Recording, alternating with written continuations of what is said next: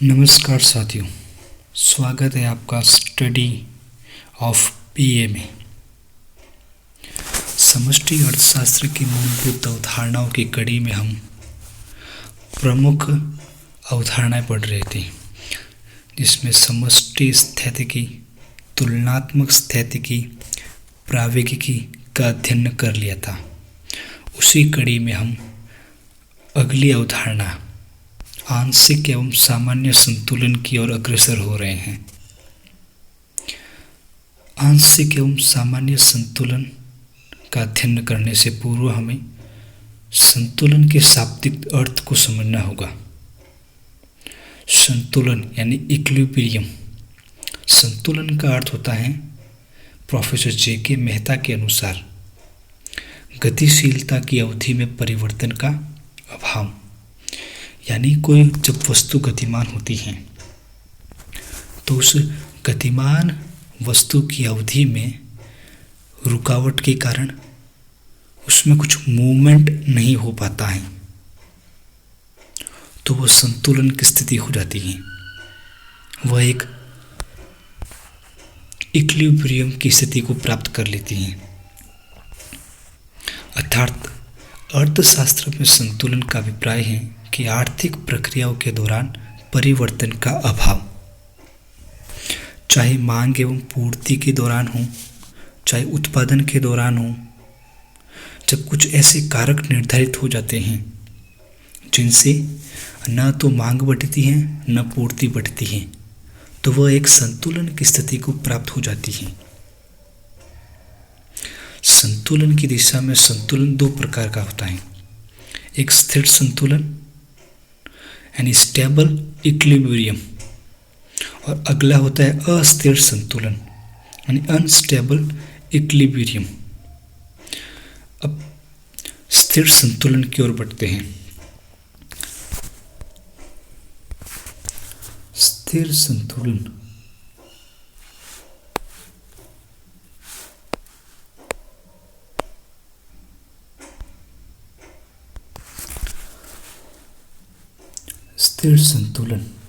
स्थिर संतुलन का अभिप्राय है कि आर्थिक प्रक्रियाओं में असंतुलन की स्थिति के दौरान संतुलन की स्थिति प्राप्त करने की तत्परता अथवा संतुलन की स्थिति प्राप्त करना स्थिर संतुलन कहलाता है। इसका क्या अभिप्राय हुआ? इसका अभिप्राय हुआ कि आर्थिक प्रक्रिया में जब किसी कारणवश असंतुलन की स्थिति पैदा हो जाती है तो वापस संतुलन की स्थिति को प्राप्त करने की इच्छा, अथवा जब वापस संतुलन की स्थिति प्राप्त कर ली जाती है तो उसे स्थिर संतुलन कहते हैं। इसे हम चित्र के माध्यम से दर्शाते हैं।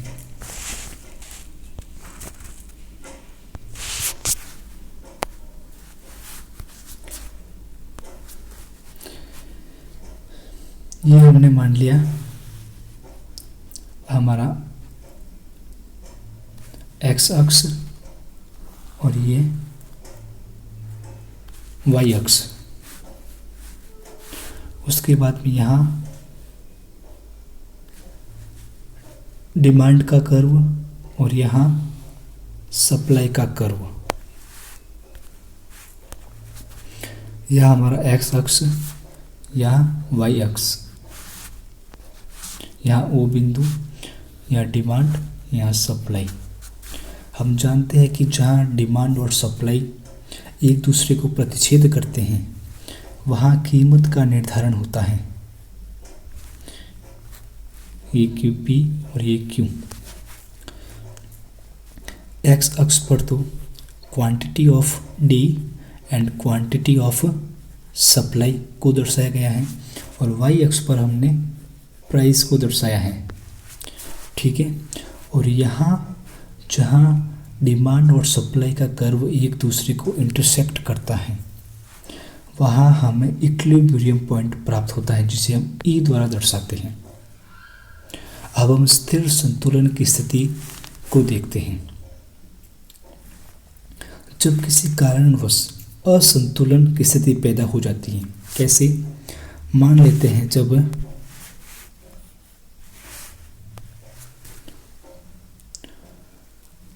वस्तु की कीमत बढ़ जाती है, वस्तु की कीमत क्या हो जाती है, बढ़ जाती है, P1 हो जाता है। तो डिमांड कर्व पर यानी ये वाला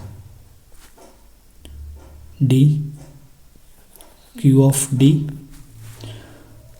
और एस कर्व पर इंटरसेक्ट करने वाला क्यू ऑफ एस, तो इसमें quantity of demand is less than quantity of supply हो जाती है, अर्थात हमारी पूर्ति बढ़ जाती है और मांग कम हो जाती है। तो सामान्य अवधारणा के रूप में हम क्या कहेंगे कि सप्लाई बढ़ने से कीमत में कमी आनी शुरू हो जाती है, जिससे कीमत का कर्व नीचे की तरफ गिरता दिखाई देता है और वापस उसी बिंदु पर आ जाता है जहां पूर्व में संतुलन की स्थिति प्रदर्शित की हुई थी। और जब तक पूर्व की संतुलन स्थिति प्राप्त नहीं हो जाती है तब तक कीमत घटती रहेगी। एक स्थिति यह हो जाती है। हम दूसरी स्थिति को भी देखते हैं। अगली स्थिति में हम देखते हैं एक्स अक्ष वाई अक्ष, यहाँ ओ और यहाँ हमने ले लिया quantity of demand and quantity of supply, यहाँ हमने ले लिया प्राइस। यहाँ डिमांड कर्व और यहाँ सप्लाई का कर्व, और हमारा जो प्रारंभिक संतुलन बिंदु है वह है ई बिंदु, जहाँ पर हमारी कीमत निर्धारित होती है। अब यदि किसी कारणवश, बाह्य कारणों के कारण कीमत में कमी हो जाती है तो क्या होता है,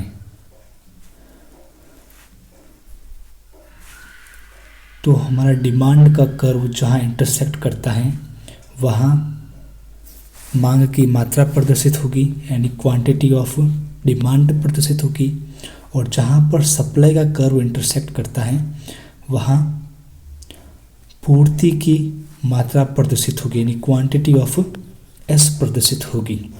यहाँ पर यहाँ इंटरसेक्ट किया है और यह हमें नया कोई इक्विलिब्रियम पॉइंट पता भी नहीं है, क्योंकि संतुलन की स्थिति वह स्थिति होती है जहाँ पर मांग और पूर्ति दोनों एक दूसरे को प्रतिच्छेद करते हैं।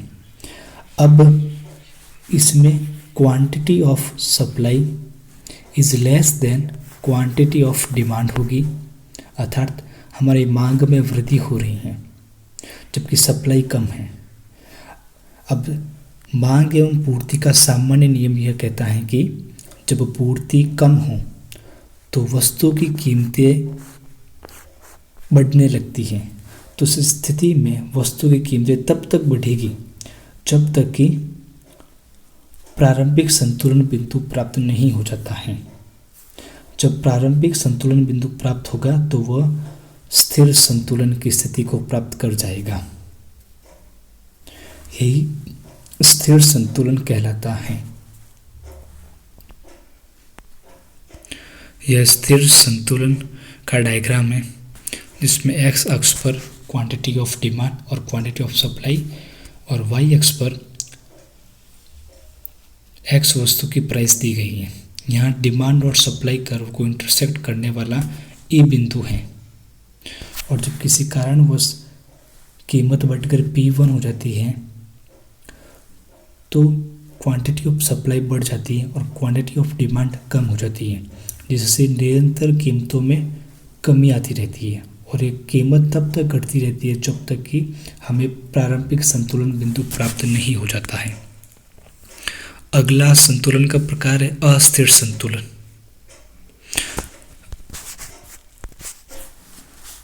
अस्थिर संतुलन का क्या अभिप्राय है?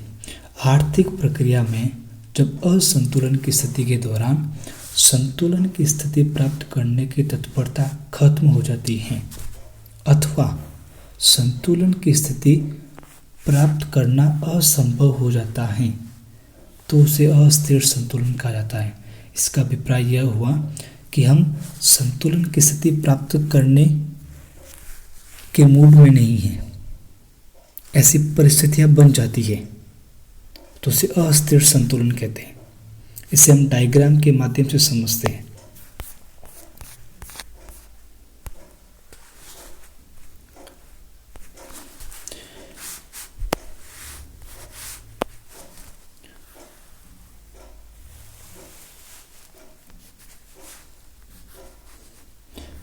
यहाँ वाई अक्ष, एक्स अक्ष और यहाँ quantity of demand and supply प्रदर्शित की गई है और यहाँ प्राइस ऑफ एक्स वस्तु को प्रदर्शित किया गया है।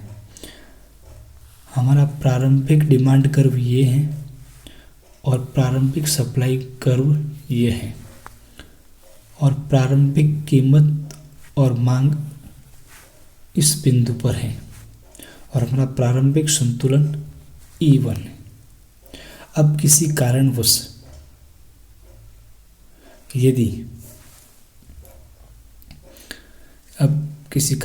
यदि कीमतों में इतना परिवर्तन हो जाता है कि सप्लाई का कर्व इस तरह से बन जाता है, सप्लाई का कर्व हमारा इस तरह से बन जाता है, तब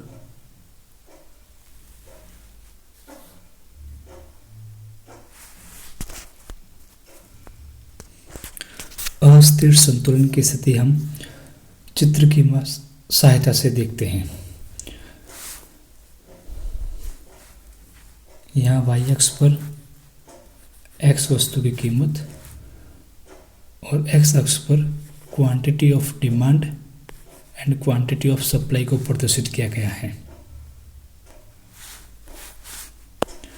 हमारा प्रारंभिक डिमांड कर्व ये है और प्रारंभिक सप्लाई कर्व ये है।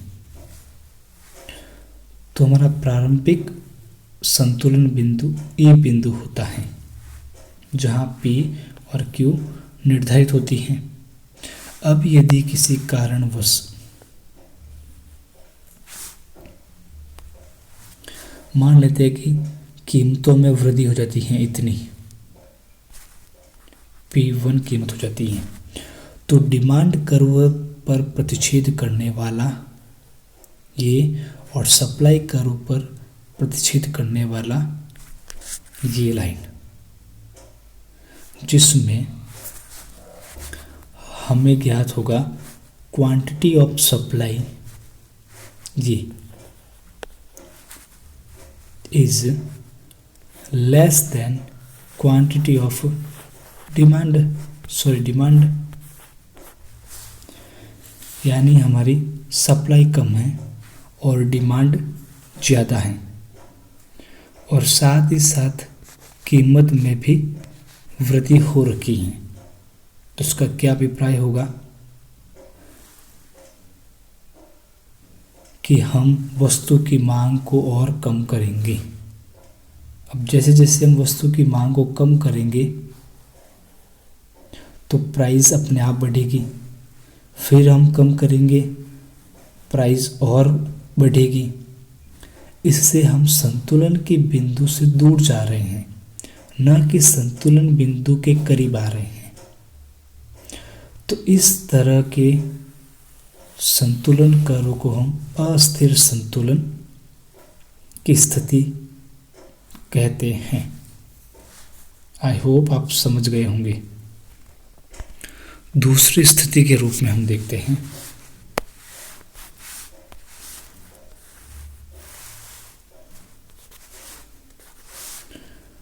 एक्स अक्ष, वाई अक्ष,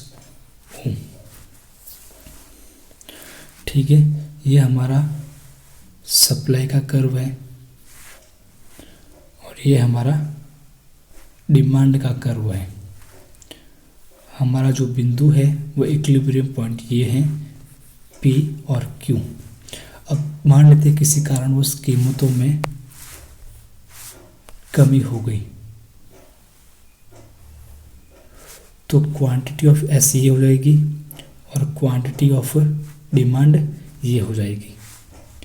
तो इसमें quantity of supply is greater than quantity of demand होगी और प्राइस हमें पता है पहले से कम है प्राइस। तो सामान्य कीमत सिद्धांत क्या कहता है,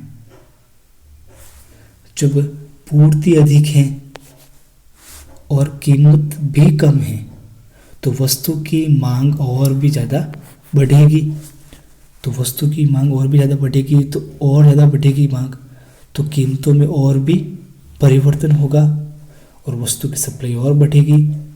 तो हम वापस इक्विलिब्रियम पॉइंट की तरफ न जाकर उससे दूर भाग रहे हैं। तो यही स्थिति अस्थिर संतुलन की दूसरी स्थिति है। यह डायग्राम अनस्टेबल इक्विलिब्रियम का है। आप देख सकते हैं इसमें संतुलन के बिंदु से दूर की तरफ कीमतों में वृद्धि हो रही है और कीमतों में कमी भी हो रही है। हम किसी भी स्थिति में इसे समझ सकते हैं। संतुलन समझने के पश्चात हम समष्टि अर्थशास्त्र की अगली मूलभूत अवधारणा आंशिक संतुलन से आपका परिचय कराएंगे। आंशिक असंतुलन। आंशिक संतुलन का क्या अर्थ होता है? वह संतुलन जो एक व्यक्तिक इकाई और अर्थव्यवस्था के एक उपभाग जैसे एक फर्म हो गया, एक उत्पादक आदि की दशाओं के फलस्वरूप संतुलन की स्थिति प्राप्त करता है। जब आर्थिक हलचल एक फर्म या एक उद्योग तक सीमित होती है, ये इसकी विशेषताएं हैं। किसकी? आंशिक संतुलन की। जब आर्थिक हलचल एक फर्म या एक उद्योग तक सीमित होती है तो आंशिक संतुलन की स्थिति होती है। अगला है जब आर्थिक हलचल के प्रथम क्रम के प्रभाव का अध्ययन करना होता है। जैसे हथियार के उत्पादन बढ़ाने के निर्णय से प्रथम प्रभाव लोहा एवं इस्पात पर पड़ता है। ये प्रथम क्रम के प्रभाव हो गए। तो इस तरह से इसे आंशिक संतुलन की स्थिति कहते हैं। अगली स्थिति सामान्य संतुलन की है, जिसमें जब सभी व्यक्तिगत आर्थिक इकाइयां और अर्थव्यवस्था के समस्त उपभाग एक साथ आंशिक संतुलन की स्थिति प्राप्त करते हैं तो उसे सामान्य संतुलन कहते हैं। इसमें समस्त आया अर्थात सभी आंशिक संतुलन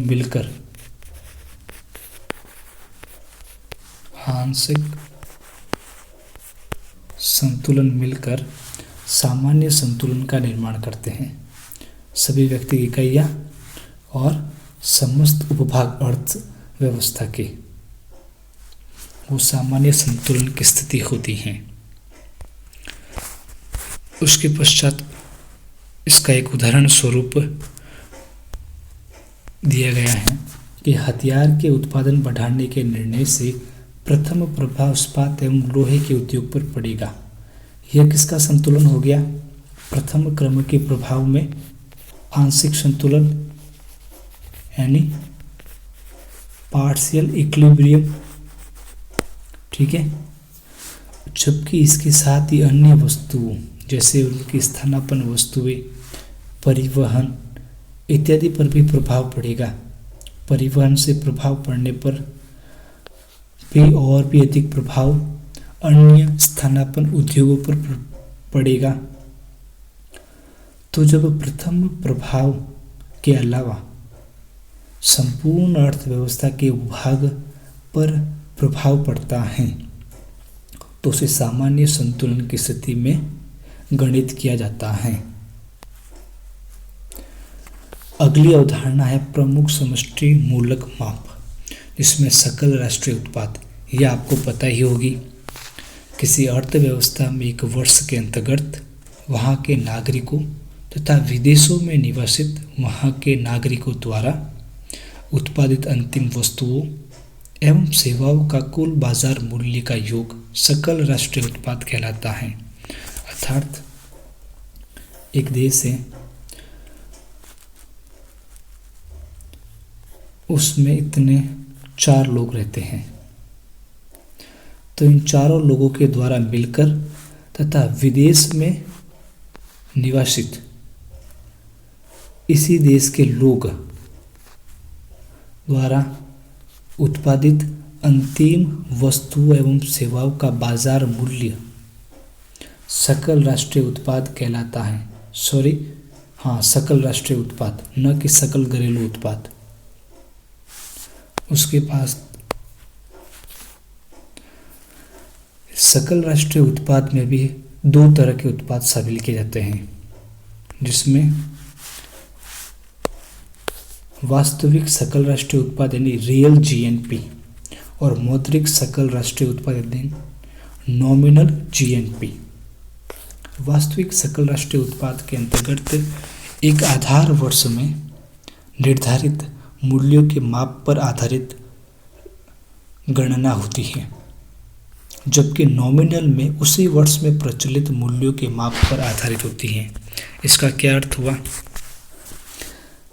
रियल जीएनपी में एक आधार वर्ष माना जाता है, कोई भी आधार वर्ष माना जाता है, जैसे 2000 को आधार वर्ष मान लिया जाता है,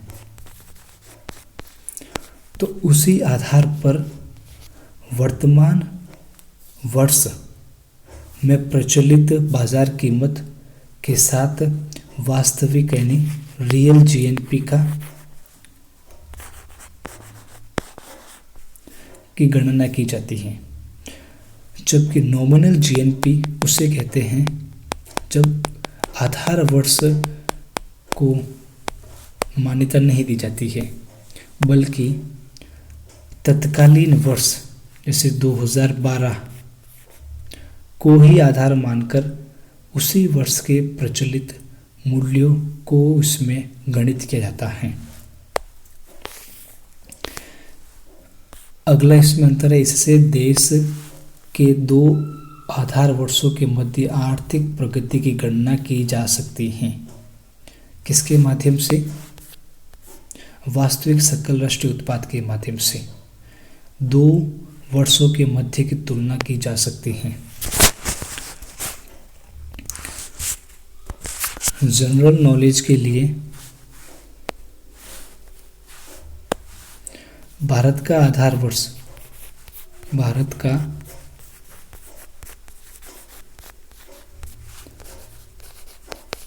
आधार वर्ष 2004-05 को माना गया है।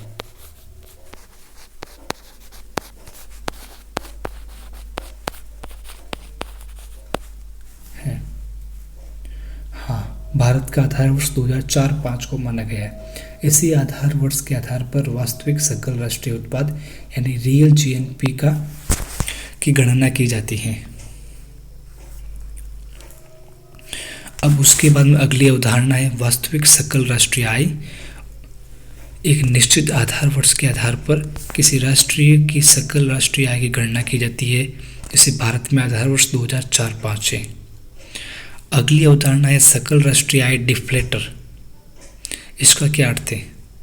यानी जब मौद्रिक जीएनआई में वास्तविक जीएनआई का भाग देने पर जीएनआई डिफ्लेटर प्राप्त होता है। जीएनआई डिफ्लेटर बराबर नॉमिनल इनकम भाजक रियल जीएनआई। यह सामान्य कीमत स्तर तथा मुद्रास्फीति की दर को दर्शाता है।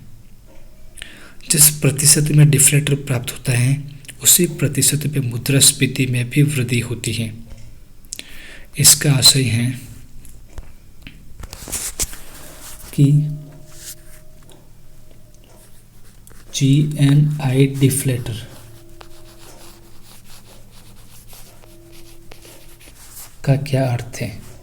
अर्थात जब नॉमिनल जीएनआई में रियल जीएनआई का भाग दिया जाता है तब हमें GNI डिफ्लेक्टर प्राप्त होता है। अब इसका उपयोग कहाँ कहाँ होता है? इसका पहला उपयोग होता है सामान्य कीमत स्तर में। सामान्य कीमत स्तर में। दूसरा प्रयोग डिफ्लेक्टर का होता है मुद्रास्फीति की गणना करने में।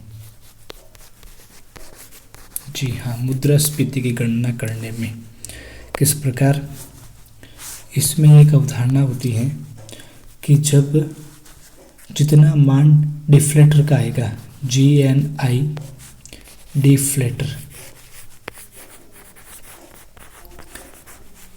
का प्रतिशत जितना होगा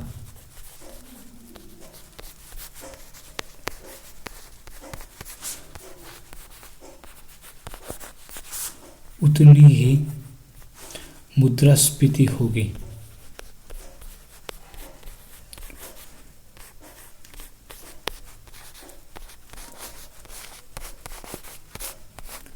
ये इसके मध्य संबंध को दर्शाता है, GNI डिफ्लेक्टर और मुद्रास्फीति के मध्य।